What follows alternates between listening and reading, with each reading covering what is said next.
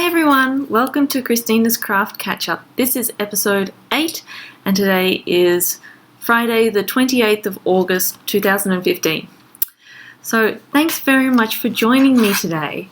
I have had a lot of new subscribers this week and that's really exciting, and I've had a couple of messages which has been even nicer and I'm really thrilled about it. So you can find me on Ravelry as Chrissa, that's CHRISSAAH.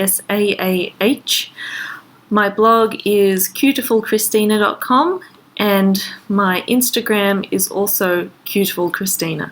So I hope you can join me at one of those places and get in touch because I love hearing from people. It's one of my favorite things, making friends on Ravelry and stuff. It's just so great to be able to do that.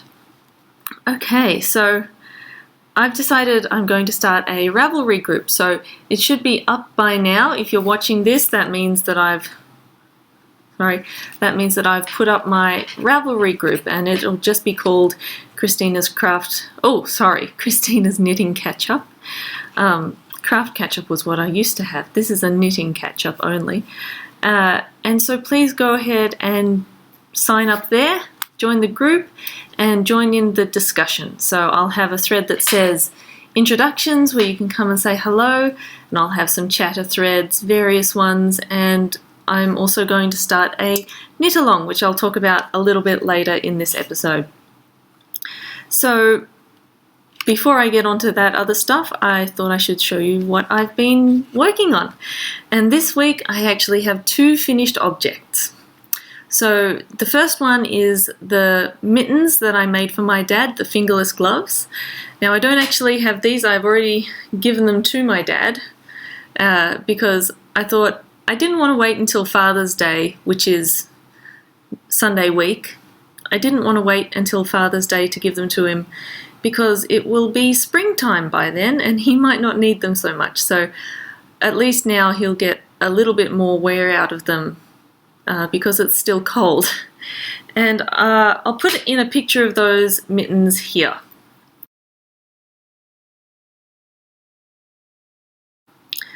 So you'll notice that that was actually me wearing the gloves, not my dad. He doesn't have these hands, but they fit him fine and he's really happy with them. So I knit them out of the Plucky Knitter Primo Worsted, which is a merino cashmere nylon blend of yarn. It's very soft, and when I weighed the mittens they were 52 grams and I have 52 grams left. So I'm going to make another pair of the exact same mitts for my husband, who actually tried out the mitts himself and liked them a lot, so he's kind of jealous, so we can't have that. And the colourway is called Red Haven, and I would call that a rust colour. My jumper is a dark burgundy red, so if you can see the difference, it's rust. Red Haven, it's not, I wouldn't call that an accurate name for the colour, but I don't think they make this colourway anymore. I actually got this yarn in a D-stash on Ravelry. And I've totally fallen in love with this yarn. When I first got it, I thought it was average, and now that I've knit with it, I love it so much. So anyway, I re-balled it up because it was the other ball that was big became floppy. So I re-balled it up into this, and I will make my husband a pair of fingerless mitts. And the pattern I used was called Agatha, I think, and it's a free pattern on Ravelry, and it was just very simple stocking stitch and ribbing. And I think there was a little error in the number of thumb stitches, so I just changed it a bit. But if you knit that, they're very straightforward and easy to do. So that's coming up on my needles. And the other thing that I finished was the scarf that I was knitting for my mum. And it's actually my mum's birthday just a couple of days before Father's Day. And so I needed to get this done just as much. So anyway, Here's the scarf that I made. Whoop. It's probably a bit less than 2 meters long. I'll just show you how long it is on me. So this is, get my chair out of the way. This is around my neck once, and you can't even really see the ends. And if I loop it around, it goes about to my waist.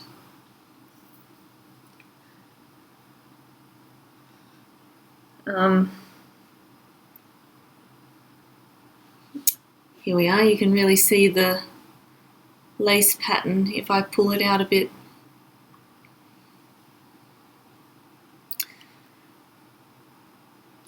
So this is actually two-sided in that it's knit on both sides, there's no wrong side. And that means it doesn't roll up, and also Mum can wear it any way she likes and it still looks nice on both sides. So I'm really happy with that. Yeah. So this, chair back. Sorry, this is made out of an alpaca and silk blend yarn, and it's got quite a halo. Sorry, it's very dark today. It's actually raining outside, and I'm recording a bit later in the day than usual because my parents came round for afternoon tea and I had to clean the house. So I'm sorry that the lighting's not that good to see this.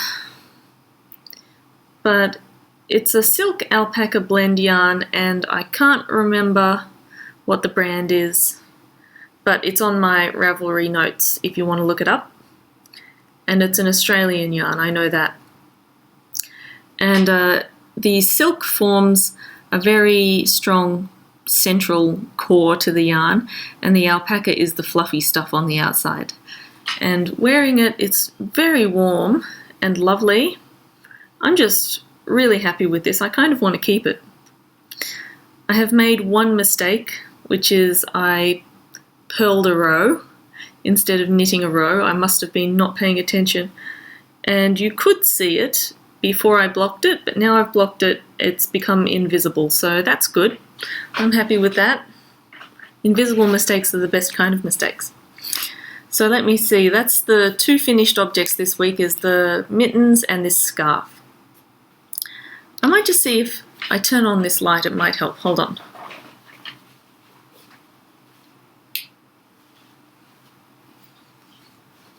Is that any better? I suppose it is. Yeah. So they're my two finished objects, and I've still got a few works in progress. I've got, of course, my alpaca jumper, which I haven't looked at. We've decided that this is a plop, a project in long-term ongoing progress. I've also got my sparkly socks, which I suppose have come a little bit further, but I'm still not up to the heel on the first one. I've really been focusing on this scarf and trying to get it done, which I have done, so mission accomplished, but I've still got some things. This sock is made out of Fiberweb's Sparkle Sock yarn in a red colour, obviously, and I'm making my anatomically correct socks. As you can see, this is a left sock or a right sock, depending on which side of the fabric I put the heel on. So the nice thing about doing toe-up anatomically correct socks is that I can use the exact same pattern twice and just put the heel on a different side when I get to the heel, and that makes it left or right. This was the first time, this is the first time I used Judy's Magic Cast On, I think. I might have made that up. I think it's Judy's Magic Cast On, and it's just similar to the figure 8 cast on, except it ends up being a lot nicer and a lot easier, and also invisible when you actually finish it, invisible on both sides. So that's a lovely cast on. And I'm getting better at not having ladders in my socks as well, which is good. There should be a ladder coming down here, but there isn't.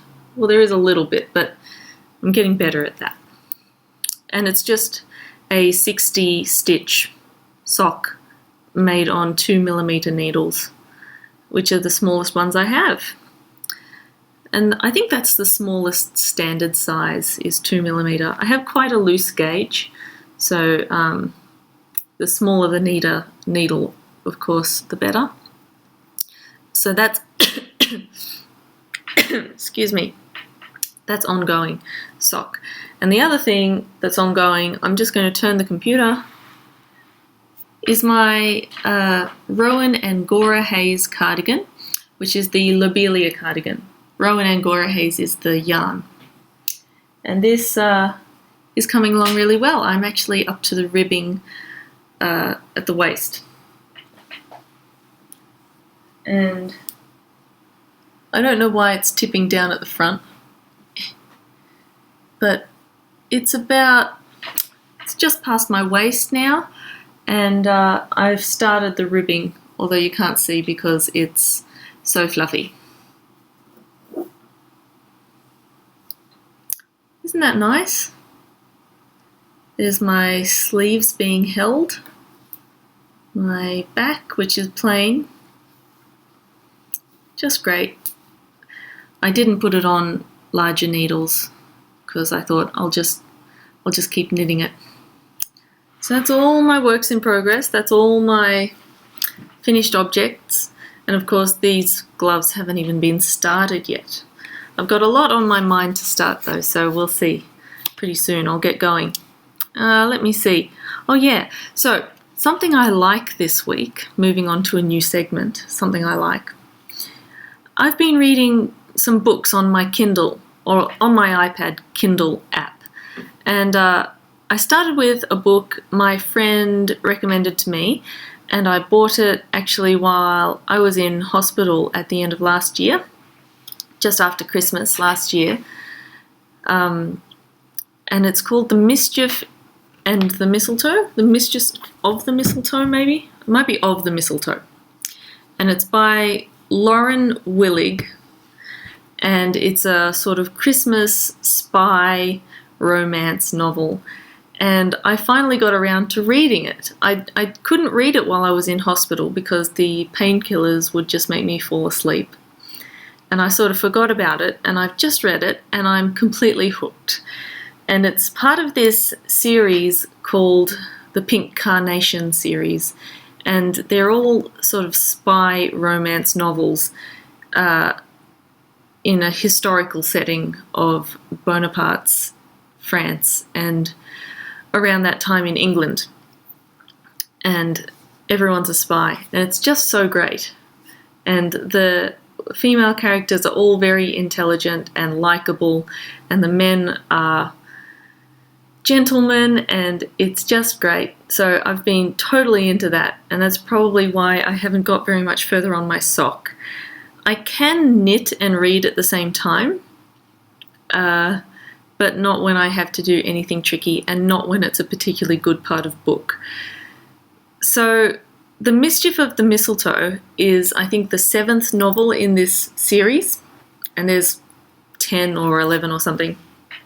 And so after reading that, I don't think you have to read them in order, but that one's particularly okay if you don't read it in order. So I went back to the beginning of the series and I read The Secret History of, The Pink Carnation, I think. The Secret History of the Pink Carnation is the book, and that's number 1. And it was a little bit different from The Mischief of the Mistletoe in that it was both set in modern times about a girl who's writing her thesis about these old times and about these old spies and the research she does, and then it goes back into the past. And it's really great storytelling. It's very romantic, a little bit saucy if you're into that. And I just found it really captured my attention. And I honestly haven't felt so involved in a book since Harry Potter, and that was a long time ago now. I think I was at university. It was like 2006 or 7 when the last book came out. I don't know. Someone tell me. You'll know. I remember lining up for the last Harry Potter book in the shops, and it was all very exciting. There were people dressed up as wizards. But I don't think I've been so involved since then, and it's just been so nice to go into another world and forget about all of my problems and troubles that I have here, and it's just really cheered me up.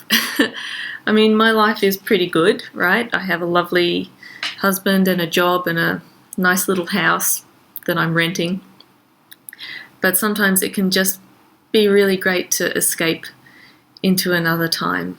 So that is something I really like, is the Pink Carnation series of books by Lauren Willig. And granted, I haven't read them all, so, you know, some of them might be the worst.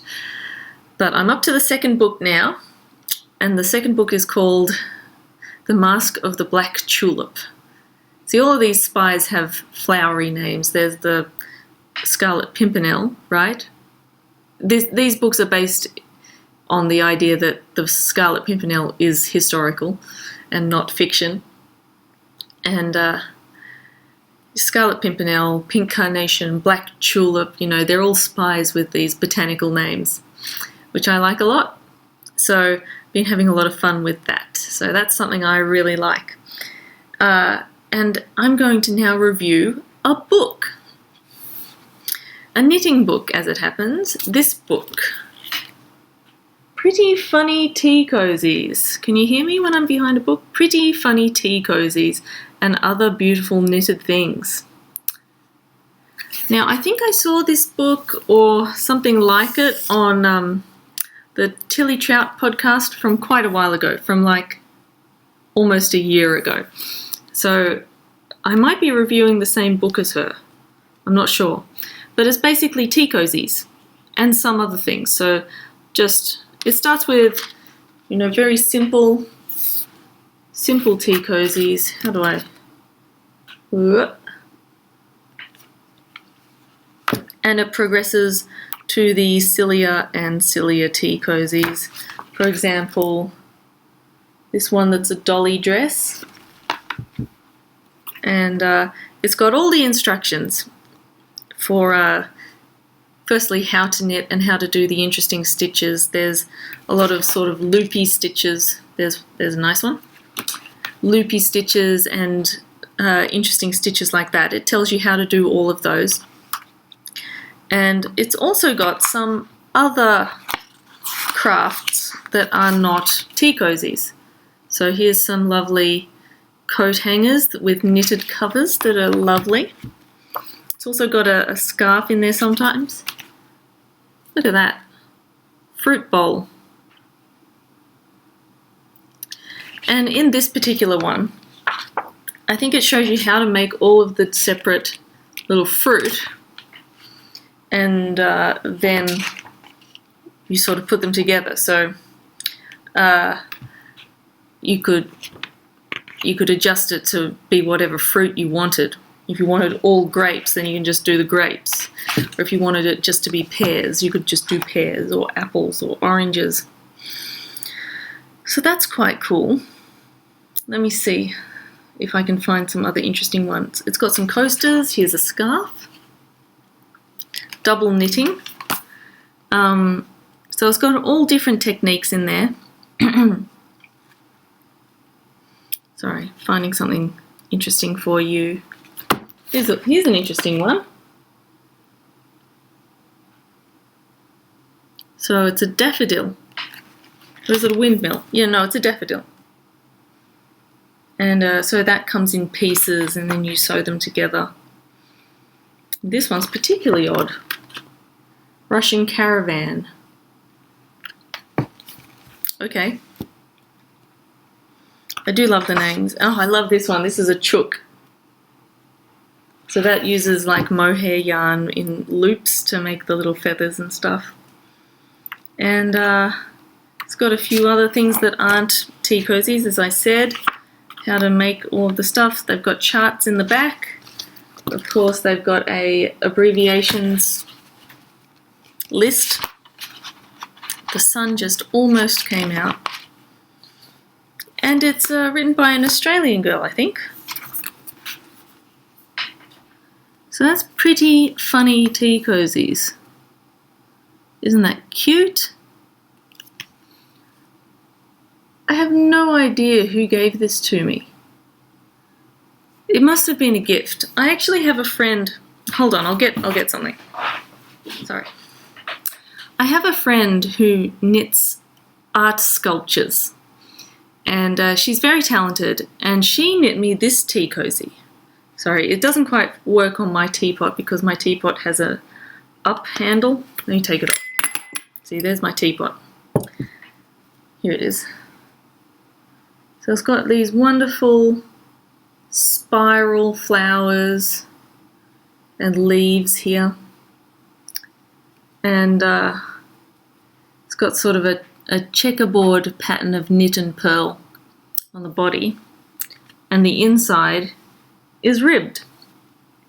So I think she just knit two and sewed it together by the looks of it. But anyhow, she knit me this, but she also knits and crochets artworks. And I went to see her artwork in an exhibition several months back, maybe 2 months back now.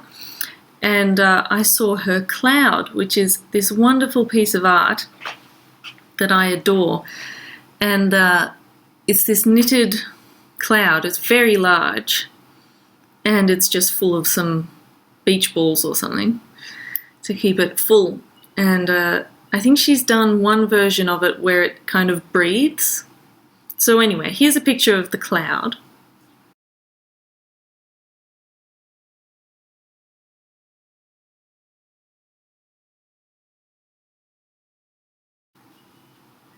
And the artist is Claire Pendry.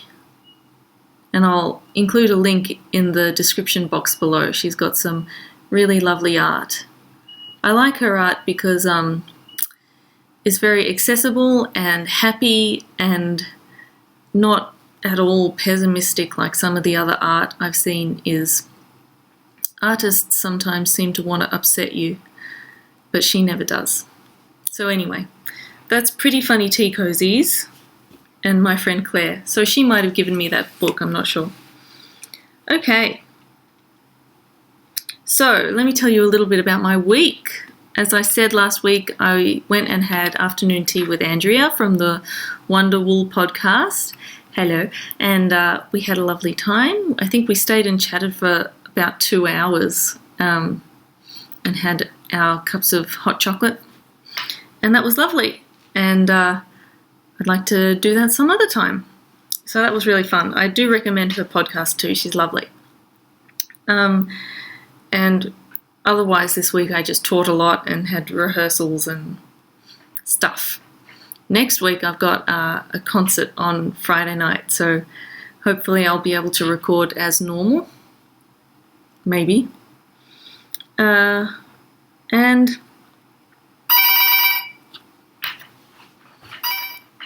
sorry about that. That was my dad on the phone. He can't get enough of my company. They just left a little while ago after afternoon tea. So, as I was saying before, I've started this Ravelry group, and I've decided to hold a knit-along. And the knit-along can go from the 1st of September till the 1st of October. And it's going to be a rose-along. And this idea actually came from Andrea, so thanks, girl. And in this rose-along, you can knit anything, any pattern that has the word rose in its title. You can also use a colour that's a rose colour or something like that. So this is because, of course, my shawl pattern is the Rose Garden shawl. So you can knit this if you want.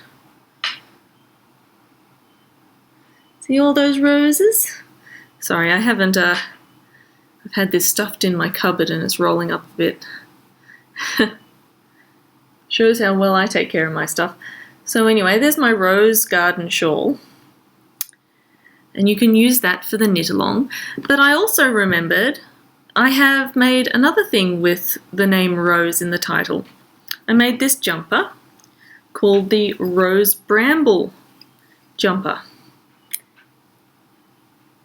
And it's just a cabled jumper, and the rose pattern is supposed to be this one going down the middle here.